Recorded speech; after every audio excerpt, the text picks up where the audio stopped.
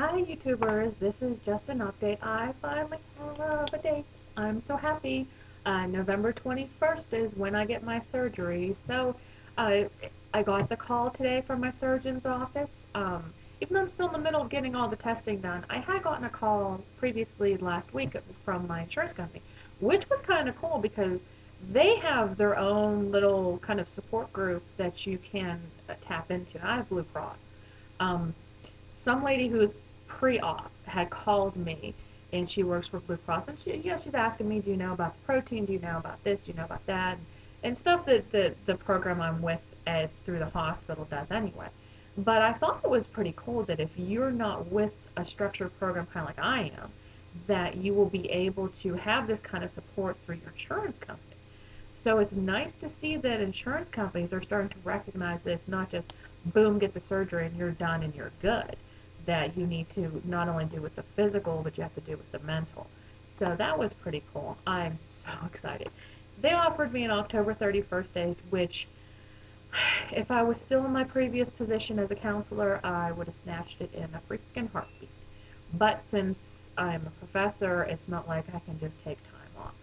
So I'm actually scheduled for the Friday before Thanksgiving because we have Thanksgiving off. Now, we have this goofy fall break thing going on where they took 2 days from Thanksgiving and gave them to the kids in October because they thought that it was just too long to go to school from September to November without a break, and the poor little darlings just needed to have a 2-day break, which most of my students would rather just have the whole week off for Thanksgiving and not deal with this 2-day fall break in the middle of October and then only getting 3 days for Thanksgiving. So anyway, but I seriously doubt any of them are going to complain that I'm canceling class for 2 days before Thanksgiving, so I'm okay there.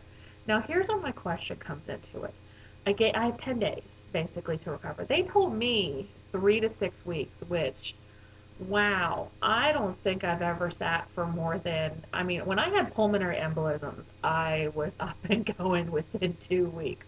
Not the smartest thing I've ever done. However, I was slowed down quite a bit, but I'm just not a sit and do nothing kind of person. So here's my question to the post-op people. How long did it really take you? Am I being realistic that I can go back to work in 10 days? Barring any kind of complications. When I come back, there's 2 weeks before finals week, and they're giving final presentations. So when I come back, I'm going to be sitting, listening to students' presentations. And then a week after that, I'm going to be sitting, watching them take a test.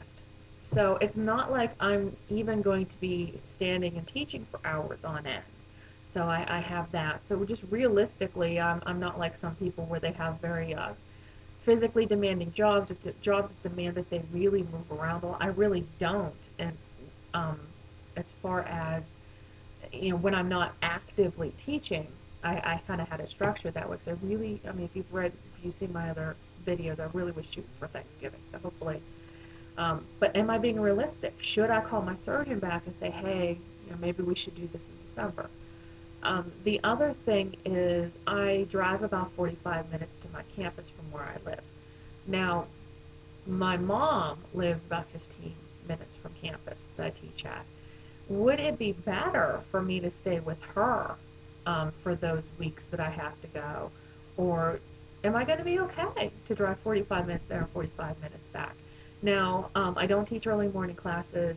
My university worked with me on that because so I don't have to hit rush hour traffic. So I don't start until late morning.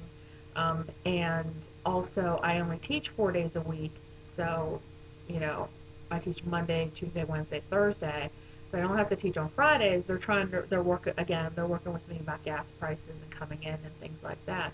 And it was really nice of them to do that. Plus, for my students, we really are trying to transition into a regular 4-day-a-week schedule, and then they're going to do some with the Fridays and try to do some weekend stuff, and they're doing it in response to the gas price and everything. But anyway, that's all irrelevant. So my two questions are, one, what is realistic as far as your recovery time? I'm having laparoscopic surgery.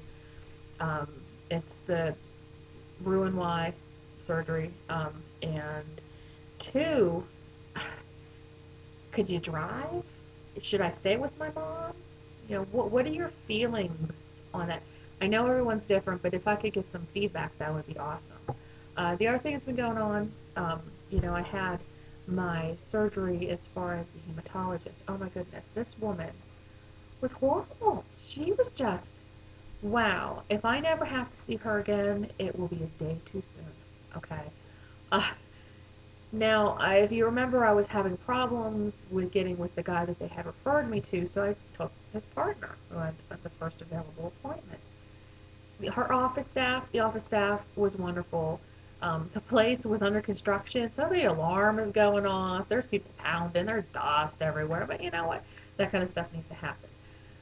She was just, I mean, she was just a complete bitch. Oh my goodness, she was. I did not like this woman at all. Um, so, you have to keep asking the same questions over and over again. They actually sent me a packet to send back to them, which I did. Then I had to call them and verify what was in the packet. Then when I went today, I had to verify what I said and what was in the packet. That's all great. So then she comes in and she starts asking me the same freaking questions that I had already answered 3 times before. And I would start to tell her, and she's reading at the same time, and she cut me off. And I'm thinking, bitch, if you're going to read it, then don't ask me. Don't cut me off in the middle. So then she starts lecturing me about, putting a filter in and how she doesn't think I'm a candidate. Great. I don't want a filter.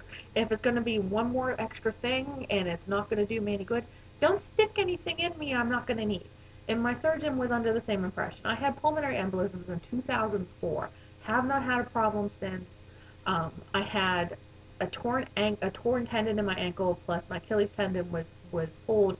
I was in a boot for 6 weeks and on crutches, and I was taking oral contraceptives at the same time. They think that was the reason why. They don't think I have anything genetic.